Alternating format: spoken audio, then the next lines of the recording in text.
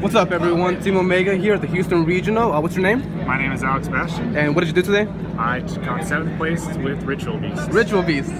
Oh shit, that's dope, man. Alright, so to start things off, let's go with the monsters. So, regular hand traps, I decided to use 2 Effect Failure and 3 Ghost Sucker. Okay. These were alright, but I changed in that last minute thanks to this buddy over here because the concept was that since these were originally traps, they were 3 mistake and 2 strike. If I was going to go against Gokis a lot, I wanted to at least have something if they were going to go first. Okay. That was the concept that, and I only faced 2, but they did help whenever they were there. Okay, that makes sense. So to the actual monsters, so we got 1 win and 2 lore.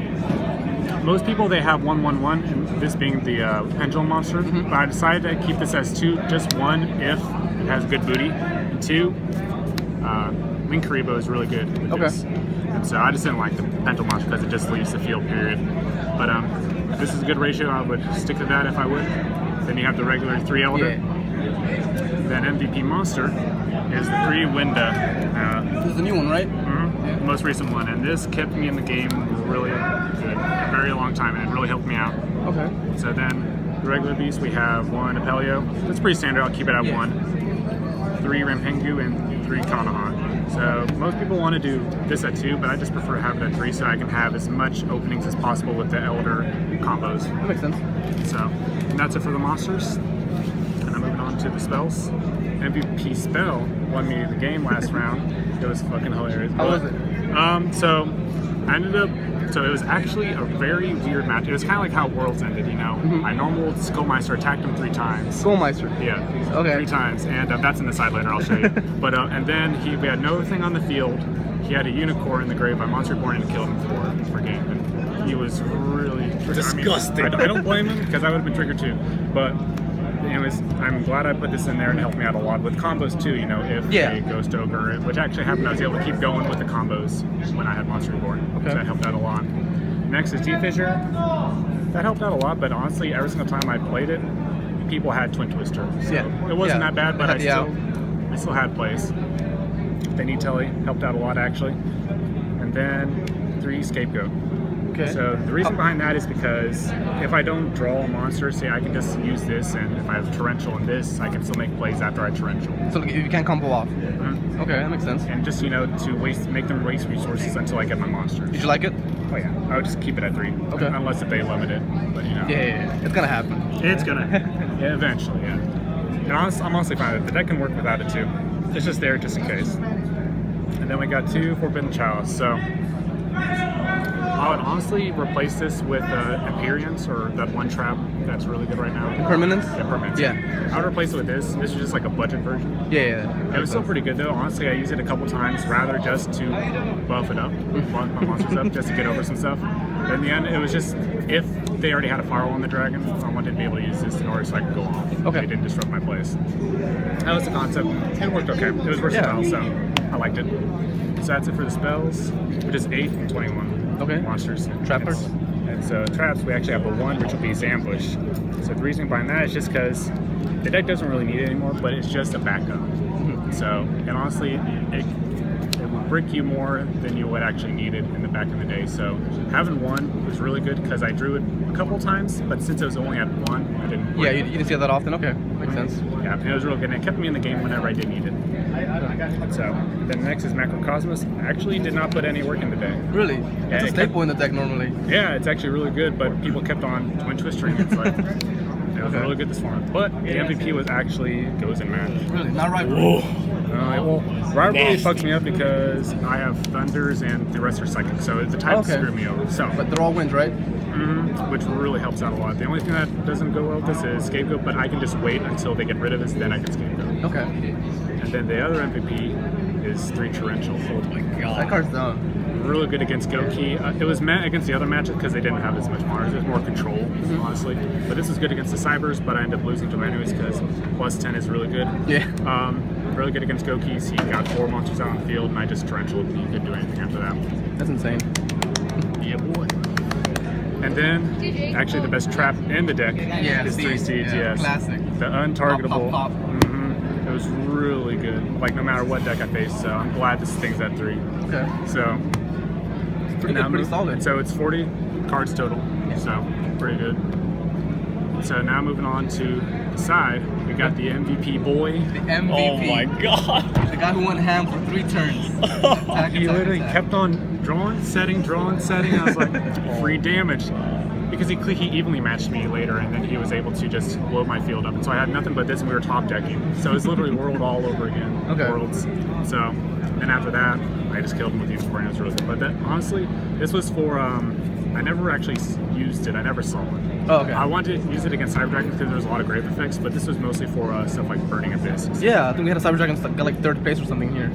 Okay. Yeah, so it was, the concept was good. I would actually replace it with the better version, which is the Snow, what was it? Ghost Bell? Ghost Bell. Yeah. I'll replace it with that. But this is a good, cheap version. Okay. Next is the 3 spheres, and so this was just for Gokis, but never saw it. I mean, there was a ruling. The guy said that he had Dolphin. He was gonna say it was 0-0 in the hands, but it wasn't. Yeah, that's not how it works. I still won though, so it still worked out. And then, but other than that, that was what it's for. I didn't see it other than that. Then the Dark Hole and Raigeki, the good What were old these couple. Mostly Gokis, spam decks. If I'm going second, if I know they're gonna have a U board on the field, I need this just in case. Okay. But I never really saw it. I never really needed for it. Most of it was just control, and I already had a good like position against the deck already. So against most of the stuff is mostly for Gokis, but I only faced 2 today. Yeah. So It's kind of underrepresented today. yeah. And so the one that I always constantly cited in was the Call by the Grave. Not only for hand traps, which was really helpful, but was also against grave control as well. So there was lots of times where they were trying to Goki rematch, and I would target one of them and they wouldn't be able to get it. So so that helped out a lot. One that never really ended up using today was Red Reboot. This was for Altergeist, but I didn't see a single one today, so now I'm gonna channel. But this one did help out a lot. So I used this one most. Yeah, this was used against almost everything. I just expected they're gonna have a whole bunch of flood and floodgates and stuff like that, and I had to help him out a lot, especially against perhaps this guy. He had a Kaiju Turbo, and I had to get rid of his stuff immediately. So, but yeah, that helped out a lot. Moving on to this extra deck. Yeah. So we got one Nightmare Phoenix just in case if they have a board that or something I can't get rid of. It's just for scapegoat target. If I have like goes in match, I needed another Earth. Yeah, I need an Earth. Yeah. And this is just for random targeting, I guess. Just staple. Okay. This is one I wanted to try out a little bit. Power Code Talker. It's actually, the concept is really good. It's basically essentially for big boss monsters. What does it do? So it has the first effect, I can target one monster they control and they negates it. Okay. Second effect is what it's important for. It contributes when monster points you and doubles its attack. Oh, so to like OTK and stuff? Yes, like so it can get itself 46 over the big monster. So I was just like, that's pretty good. it was initially for actually the Blue Eyes Ritual monster because that card really kills this deck. Chaos Max? Yeah. So this helps out a lot. Big friends. Okay. Now this really does help out a lot with Tooling Creepers. yes, Tooling Creepers. It's mostly so I can get Power Code Talker out. But this works really well with lore, which is why I was saying I would rather prefer 2 lores than 1 lore and the Pendulum monster.